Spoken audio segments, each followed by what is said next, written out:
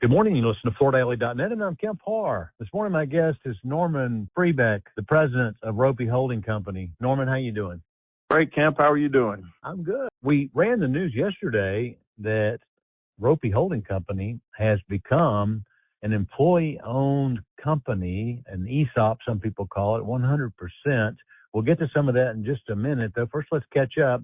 We did an interview in May of last year when you became president over Roppe Holding Company. Most people know Roppe's in the resilient flooring business. You're headquartered in Fostoria, Ohio, which is near Toledo, and then you have operations down in Alabama. Tell us where all your plants are. Yeah, that's correct. We're headquartered in Fostoria, Ohio, and that's where the original Roppe Rubber Company was founded back in 1955. We also have Seneca Millwork in town, which does a lot of wood trim and moldings and stair treads. And then there's also a radio station, Tri-County Broadcasting here in Fostoria. But more in the core business also down in Tuscumbia, Alabama, we have our Flexco operation. And down in Miami, we have a TECO, which is American Thermoplastic Extrusion Company, all part of the Roppe Holding Company. Okay, so how's business been since you took over in May of last year? Well, we had a great year in 2025. Sales were up significantly, and I'd say they're a little bit more flat this year. We're hoping to see a little bit of growth, particularly as we hit the third and fourth quarters. But it's been a good year for us. Probably not quite the growth that we saw last year, but business has still been strong. All right. You've 70-year-old company. You've got, as you mentioned, Roppe, Flexco, Seneca Millworks, and 6 Degrees. Those are the brands. You play mostly in the commercial market. Where are you seeing most of the demand right now? We're seeing a lot of demand in some of our specialty markets, particularly our ESD, which is a vinyl conductive and dissipative tile that's going into a lot of the data centers. We're seeing a lot of growth there. We're also seeing a lot of growth in some of our sports products. Those are probably the ones driving it, and then just steady business on cove base, stair treads, things like that. Okay, so let's move to the big news of the day. This has been a family-owned company. Don Miller took over when Tony Roppe died, and it's been family-owned. Don's wife, Judy, and daughter, Angie. And you come in, and I asked you last year, are you going to be an equity president? And you said, no, the family's still going to own it. But now they've made a move. Tell us a bit more about that. Yeah, I remember you asking me that question. We had some of these things in the works and not really sure exactly where things were going to finalize out. There were a lot of moving pieces, as you mentioned. You mentioned the family, Don and Judy and their daughter, Angie. And she has 3 children, Nick, Zach, and Lexi, and all those have been owners of the business. So getting everyone on the same page and figuring out exactly how we're going to move forward was certainly a challenge, and there was no guarantee that any of it was going to happen. I kind of think back to 15 years ago, the first time I met Mr. Miller, and I was a little concerned because I was working for a competitor at the time about what the future of Roppe was going to be. And he said, one thing I don't want to do is I don't want to sell to one of our competitors. I want to secure, the future of the families that built this business, and I want to make sure that our customers are taken care of. And those were some of the reasons why the family agreed to go the ESOP route.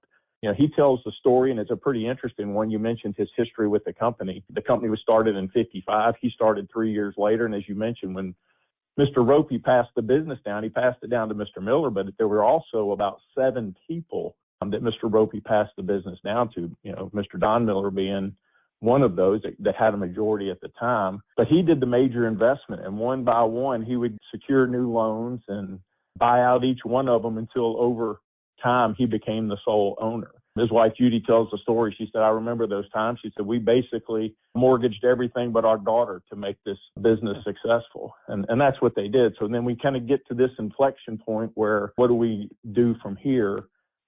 It's kind of interesting because he tells a story. When he started working here, there were 5,500 square feet of manufacturing space, a pretty small operation. And now Roppe Holding Company has a little over 1.3 million square feet of manufacturing and warehousing space. So him now getting the opportunity to say, I couldn't have grown the business, I couldn't have been as successful as I am without the help of my employees and my customers. This ESOP is kind of a way of giving back to those that he knows helped him build the business. So it's a wonderful opportunity for everyone. And right now, probably everybody doesn't understand all the inner workings and how things are going to operate.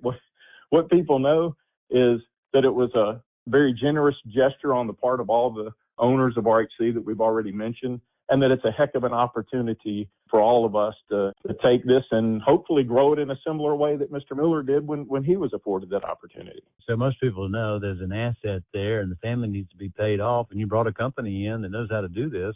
They facilitated it, and now the employees own the business, and they kind of know where the future is, right? Oh, absolutely. A lot of people probably understand what an ESOP is. It's fairly new to us here. We did work with a company, Lazier, that they specialize in ESOPs, and they work with a trustee. We've got a trustee aegis. That's basically what they do. And they come in and basically secure a loan through Wintrust Bank. And so they're financing the deal, and the owners get paid off a significant portion of the value of the business. They still hold notes, which mean that if the company is successful as we move forward, that the profitability from the company will then pay back the notes as well as pay back the ESOP itself.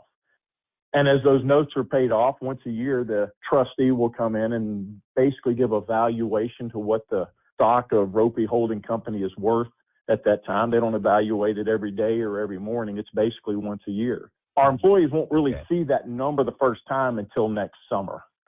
And that's when I think that it'll really start to hit home that, hey, this is what this can be worth to us.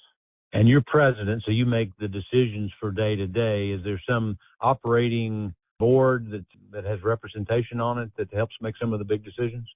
Absolutely. And sitting on the board, Don remains chairman emeritus, so he's still on the board. Yeah. His wife, Judy's on the board. Angie's on the board, as well as, some of their designees. So the interesting thing about an ESOP is the family doesn't necessarily lose control of the business. They're just handing the value down to their employees, but they'll still be involved for many years.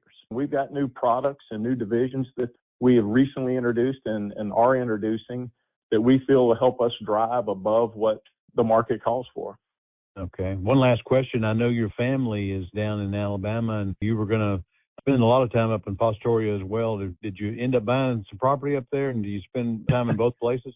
I'm spending a significant time in both places right now. I have not purchased a place here in Ohio yet, but I have settled into basically an apartment in downtown that is working just fine for the moment. All right, Norman. Thanks for telling us a little bit more about this Roppe Holding Company change to an ESOP ownership. Again, been talking to Norman Freebeck, the president of Roppe Holding Company, and you've been listening to Kemp Harr and FloorDaily.net.